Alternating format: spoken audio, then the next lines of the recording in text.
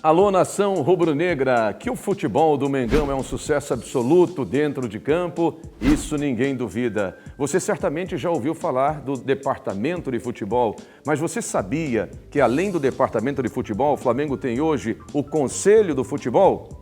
Numa série de 4 capítulos, você vai entender a partir de hoje como funciona essa estrutura, quem são essas pessoas, o que pensam, quais são suas ideias, quais são seus grandes desafios e, principalmente, quais são seus planos para o futuro. Acompanhe a partir de agora aqui na Flá TV o Conselho do Futebol.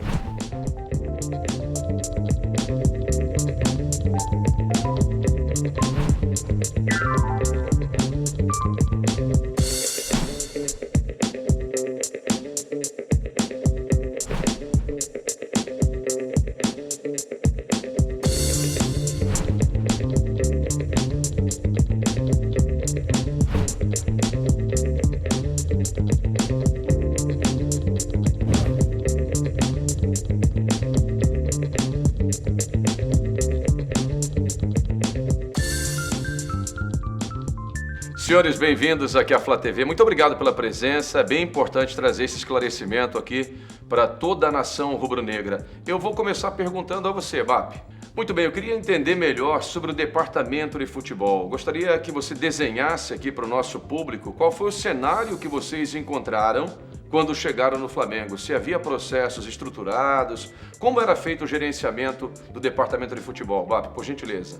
Olha, essa é uma ótima pergunta e a resposta nossa, sendo direta, é não. Você tinha softwares que haviam sido comprados, como o SAP, que você ouviu falar muito na época, mas você não tinha uma área de scout dedicada, você não tinha processos estruturados. Então, os processos que levaram a muitas contratações nos 2 anos anteriores e que de alguma maneira elas foram questionadas, seja pelos seus valores, seja pela performance técnica dos jogadores que chegaram em 17 e 18, o que nós concluímos é que não tinha processo, era muito na personalização de uma ou outra pessoa escolhendo o jogador A ou o jogador B para ser contratado.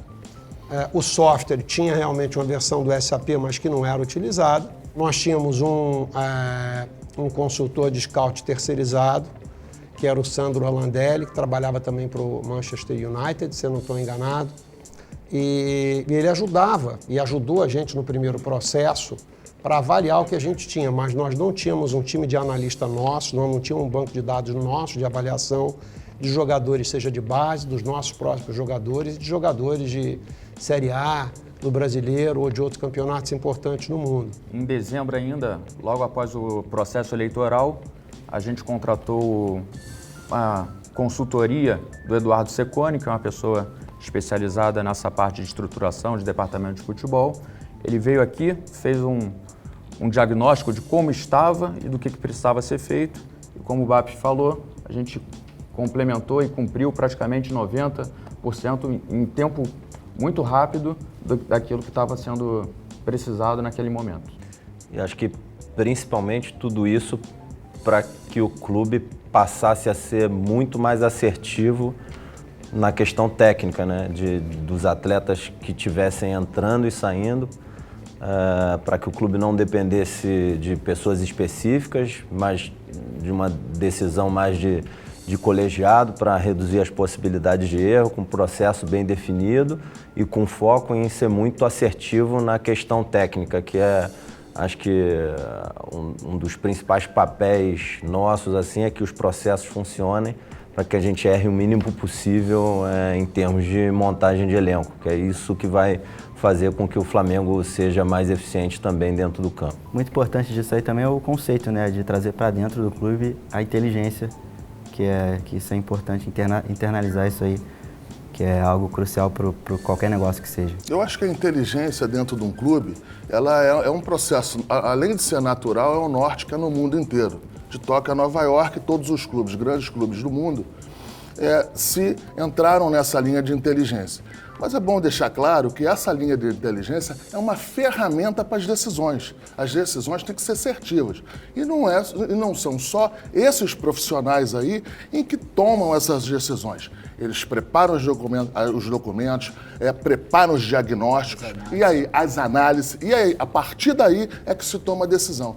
Eu acho que também se teve uma mudança de postura dentro do departamento de futebol profissional, em que dentro desse colegiado se toma todas as decisões. Mas então muita coisa mudou de lá para cá, mesmo nesse pouco tempo, né? Você poderia dar algum exemplo de estrutura, quadros, nomes? A primeira e mais importante e a conceitual é a internalização da inteligência, né? Você trazer essa inteligência para dentro de casa e quem cuida de avaliar performance do clube de futebol, do dia a dia, se a gente foi bem ou for mal no jogo A ou no jogo B, não é quem vai avaliar jogadores que estão fora. Quem vai avaliar os jogadores que estão fora só vai fazer esse trabalho, e como o Marcos falou há pouco, eles são os relatores de um projeto ou de um processo para a gente. Eles fazem uma avaliação e dizem, olha, dentro dessas valências que vocês querem de jogador jovem, que se contunde pouco, jogador que jogue pelo lado, que seja rápido, que vá ter valor de revenda, eles colocam uma lista lá pra gente e dizem, olha, em cima dessas valências, esses aqui são os melhores jogadores. E sempre tem aquele que é sensacional, aí vai ter o Cristiano Ronaldo na lista, né? Vai ter o Messi na lista, e vão ter outros jogadores. E o desafio da gente é encaixar essa relação de custo-benefício. A parte de inteligência, nós estruturamos com 6 analistas essa parte de scout, ela é cuidada pelo Fabinho, que foi ex-jogador nosso.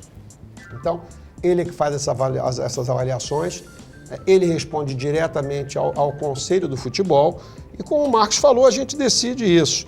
A gente também alterou muito o organograma do clube, porque tinha alguns papéis que não estavam muito claros. Então, o conceito mesmo do Conselho do Futebol não era um conceito que, de alguma forma, existisse anteriormente.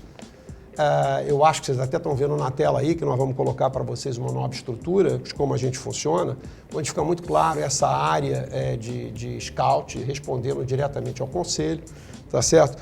E o VP de futebol, representando o conselho no dia a dia do clube.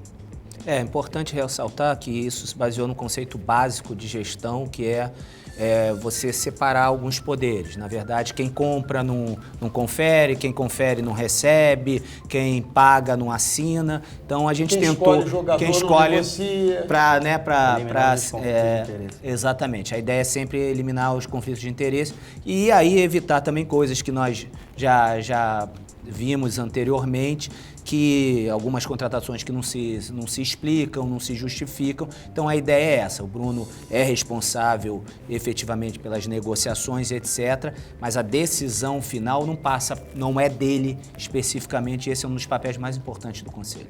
Só complementando o que o Palmer falou, isso foi até uma promessa de campanha do presidente Landim, que ele disse que isso seria uma das mudanças mais drásticas dentro do departamento de futebol, que era justamente a pessoa que avalia, não é a pessoa que negocia, que não é a pessoa que contrata, que não é a pessoa que paga. Então a gente deu uma desmembrada nessa área para que fossem quase que órgãos independentes, mas tratando basicamente do mesmo assunto. Estrutura de governança e compliance bem definida. Eu só quero voltar aqui um pouquinho em relação às contratações, que eu acho que é importante, embora como o Palmer falou, seja bastante dividido, respeitando todos os compliance, você tem algumas estratégias para você ir para o mercado. E isso aí eu faço em conjunto com o Bruno, embora ele faça as questões dos números. Agora, a questão de estratégia de mercado para em cima do jogador, ou melhor, balançar a roseira na hora que você precisa de entrar dentro de um jogador, isso é feito em conjunto de todo o departamento, de todas as pessoas, e a gente vai reportando, porque uma contratação, uma negociação hoje, do nível que o Flamengo faz, isso não faz mais do dia para o outro, porque são negociações complicadas, são negociações complexas, e a gente vai reportando para o Conselho aqui como é que está, quais são as ações, e dentro dessas ações aí, a gente vai chegando no número final para que possamos fazer, de fato, a contratação. E como o Marcos falou, é muito importante, essas negociações levam muito tempo, porque são decisões de vida, assim, decisões, óbvio, dos clubes em que os atletas atuam, mas do ponto de vista do atleta são decisões de vida. Então, Felipe Luiz e o Rafinha, que decidiram voltar para o Brasil depois de mais de uma década, na Europa, são decisões de vida. Então foram negociações que demoraram aí mais de 6 meses. E nesse sentido, a estrutura que o Flamengo oferece hoje para acolher o atleta e para que ele tenha uma adaptação rápida da família dele, a casa que ele vai morar, toda a estrutura que uma pessoa precisa para viver numa cidade é comparável a dos maiores clubes da Europa. Tem um espanhol atuando no Flamengo, o Pablo Mari, a gente recebeu e acolheu muito rápido, ele está adaptado. E esse aspecto fora do campo para o atleta, para que ele possa focar somente na performance é importante demais. E para que o Flamengo também possa competir com os maiores clubes da Europa para receber os principais talentos do mundo. É o conceito de expatriado, né? Assim, quando você traz alguém de um outro país, quer dizer, é importantíssimo que você deixe ele focado naquilo que é o core dele, que ele veio fazer. O jogador ele veio para jogar bola, para performar tecnicamente. Então, todas essas questões que envolvem, né, a vida dele pessoal, escola para os filhos, onde vai morar e etc. A ideia é que o Flamengo cuide não só no profissional, mas também expandindo para a base isso. Na verdade, são 2 etapas isso aí. Uma é no processo da contratação, que tem um processo de convencimento para o cara vir para o Rio de Janeiro. Essas histórias que o Rio de Janeiro... Essas histórias não, esse ponto em relação à violência do Rio de Janeiro. Algumas questões que precisam de um convencimento para que seja contratado. E depois que ele se tiver êxito a contratação, é a manutenção disso aí. Porque o que a gente precisa é da parte técnica do jogador. Então a gente tem um interesse em que ele esteja tranquilo, que a família esteja tranquila, para que dentro do campo seja correspondiendo como a diretoria quer e como a torcida quer. Porque os números agora são diferentes, são números expressivos e você tem que minimizar os erros. E além do lado financeiro, o Flamengo hoje oferece esportivamente, em termos de estrutura, em termos de competitividade dos campeonatos, em termos do que o atleta pode se desenvolver aqui, eu acho que não deixa nada a dever praticamente a lugar nenhum do mundo. É só você prestar atenção e entender os atletas que escolheram jogar no Flamengo, por causa da nossa torcida, da nossa nação, e também por causa do lado esportivo, que o Flamengo oferece um projeto muito interessante hoje. Palmer, eu gostaria muito que você me ajudasse a entender, e a toda a nação, qual é a missão? Já foi definida a missão do futebol do Flamengo? Sim, na verdade, desde o início, a gente buscou gerir o departamento de futebol do Flamengo, e aí eu estou falando de base profissional, com as melhores práticas de gestão. Isso significa basicamente os 3 pilares. Estamos falando de pessoas, processos e tecnologia, né? A ideia é minimizar a dependência de pessoas, acho que foi o BAP que já falou, né? A questão de personificação, sempre em prevalência dos processos, né? Dependente de quem esteja aqui futuramente, a ideia é que a gente tenha processos muito bem definidos, sempre em busca da excelência na performance esportiva, que é o mais importante de tudo, são os títulos que a gente está buscando. Então essa é a nossa missão, gerir de maneira profissional com as melhores práticas. E acho que assim, um ponto muito importante é que hoje o departamento de futebol, o conselho, assim, o trabalho é realmente feito em equipe. Eu acho que a gente tem uma equipe multidisciplinar, tudo que a gente faz aqui tem questionamento aberto, crítica aberta, as pessoas desenvolveram e têm confiança mútua. Então, toda decisão, antes que a gente chegue no ponto final da ação, ela sofre questionamento de todos os lados. A gente tem vários ângulos assim, de visão e de pessoas com perfis diferentes. Isso aí realmente é um trabalho em equipe que é muito bacana e reduz muito a nossa taxa de erro, melhora a assertividade do clube e acho que é esse ponto aí, ninguém faz nada sozinho, os processos são muito importantes e eu acho que a gente está conseguindo evoluir dia a dia nesse sentido. Diogo, uma pergunta importantíssima para você. Gostaria imensamente que você explicasse para a gente como funciona o Conselho do Futebol, por que ele foi criado, qual é o papel que ele realmente cumpre hoje dentro do Flamengo, quantos membros fazem parte desse conselho, se eles são ou não remunerados e se vocês têm um poder de decidir, por exemplo, se jogadores serão poupados, se o treino vai ser integral ou não, se haverá ou não concentração, qual o tamanho dela. Explica pra gente, por gentileza. Nós somos hoje 5 pessoas no Conselho de Futebol. Os 5 estão aqui, o Bruno, diretor executivo. O nosso papel é mais estratégico, a gente participa do planejamento como um todo. A gente tem mais uma visão mais macro de estruturação do departamento. Todo o dia a dia, o trabalho diário aí que tem no futebol, não fica a cargo da gente. Claro, a gente fica sabendo, mas quem toca isso é o dia a dia do departamento de futebol. Comissão técnica, enfim, diretoria que está acima, gerência. Agora, se a pergunta é se nós somos remunerados, não. Nós não somos remunerados, a gente se dedica ao clube pela paixão, pelo compromisso que a gente tem com o clube. Um pouco de loucura, né? Um pouco de loucura, com certeza. Que é necessário, né? É necessário. Tem que ter paixão. Com certeza. E o nosso trabalho é esse, a gente tem uma visão ampla de tudo que acontece no departamento, mas uma visão estratégica. Esse dia a dia, esse foco diário, esse trabalho dia a dia, a gente não participa. Uma outra coisa importante do Conselho é para ele eliminar o risco de decisões solitárias. Nós entendemos que quando uma cabeça só toma a decisão, a possibilidade do risco é enorme, ainda mais no futebol, que você contrata um jogador por 3, 4, 5 anos, e se depois o técnico não gosta do jogador, você não gosta do jogador, ou acontece alguma coisa e o cara se desmotiva, o custo quase que do contrato inteiro é do clube. Então é uma decisão complexa, como a gente falou em outros pontos aqui, é uma decisão multifacetada. Então a gente acredita que mais gente vai perguntar mais coisas e nós vamos sair com soluções mais sólidas. Eu entendo até que o retrospecto mais recente da gente tem mostrado que os acertos do Conselho têm sido altos. Então o Conselho também freia, vamos dizer assim, essa sanha do mercado de estar sempre te ofertando algumas coisas. A gente vê na televisão, né, Marcos, alguns caras falando, deve ter contratado fulano que o agente ligou lá e colocou o cara lá. Olha, sempre tem um agente que coloca algum jogador no Flamengo. Não são todos os agentes que colocam quem eles querem no Flamengo, mas é um processo natural. E esse grupo discute, e, enfim, não existe necessariamente unanimidade, tá certo? Mas o grupo, quando decide alguma coisa, o grupo ruma unido depois e nós somos solidários nas decisões que nós tomamos, que o princípio básico é que a gente entende que o somatório do conhecimento aqui vai ajudar a gente a minimizar risco das decisões e das contratações que a gente tem feito. E que eu acho que está certo, né? Tem dado bastante certo, pelo menos até agora. Importante esse ponto que você tocou, porque hoje o orçamento do clube envolve muito dinheiro, né?